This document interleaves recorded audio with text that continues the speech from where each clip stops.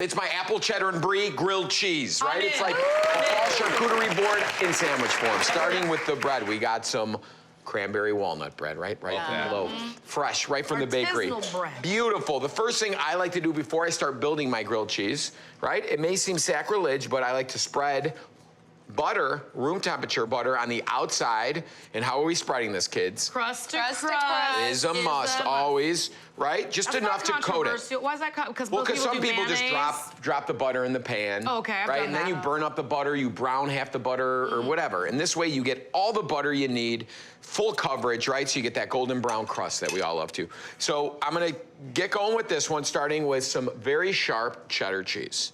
Right, love it. Now I'm holding it like this so I don't get the butter on the board. You see as I'm doing here? Next, you take 3 slices of Granny Smith apples. And your bread, might I add, is thin sliced bread. Exactly. Yeah, it's not regulation. It's not regulation. Next, watch this. I'm just gonna kind of keep it like that. We got some of my favorite ingredient on the planet. Nice little kind of tang and heat you need with this. Some cherry pepper relish, right? So this is gonna go on this end. And we're gonna spread this ever so gingerly. Again, crust to crust. So every bite, you get a little, it packs that punch, right?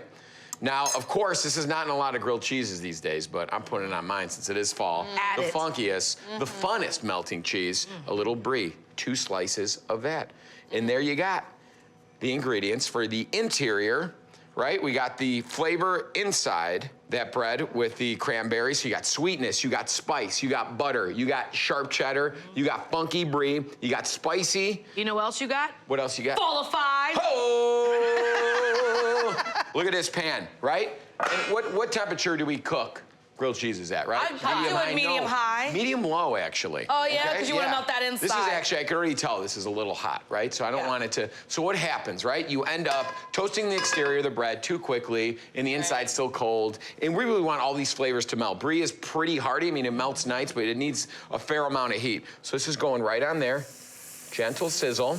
And to help mimic that dome, like we do at the diner, we're just gonna do a nice little lid on this, right? And we're just gonna let it kind of very low, like medium low, almost touching low, okay? We're gonna flip it once, put the lid back on. How do we know it's done? The inside looks gooey. Looks ready to go. But another thing you can do to help expedite it, and I've done this in this pan, is that you could do it in 2 sections. Right, so I just want to show you guys. It's not cheating, right? If you're doing 4 sandwiches, obviously do it this way. But if you're just doing 2 or 1, this way you can kind of get everything nice and toasty in the middle. So we can sit there. Oh, look at that bread. Beautiful. Burnt cheese. That's it right there, right? So every great sandwich needs a great sauce or dipping thing. Yeah, so we got some great stone ground Dijon mustard. Add a little honey to this and just a little mayonnaise. Quick pantry pull, right from the fridge. And you make a creamy honey Dijon, which also pairs so nice with this. And we could put this right in a little sidecar here so we could dip it in. Look at that. I'll never forget, first time ever I had a grilled cheese with ketchup. It was in Denmark. Oh, I like a grilled cheese with ketchup, yeah. So good. Wow. I love a dip now. Okay, I need a knife for this because we must. So you can use other cheese that like manchego, mozzarella, Gouda. Manchego would be great, Gruyere too, anything kind of nutty and hearty, right? But what I like about using both the brie, it's got a totally different texture with the cheddar.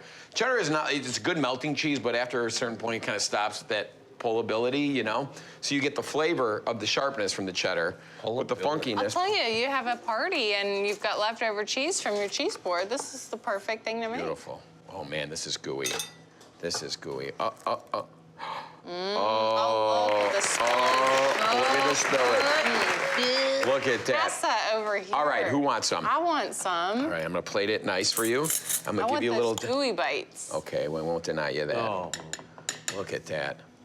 So easy. All right, you guys want to try it too, huh?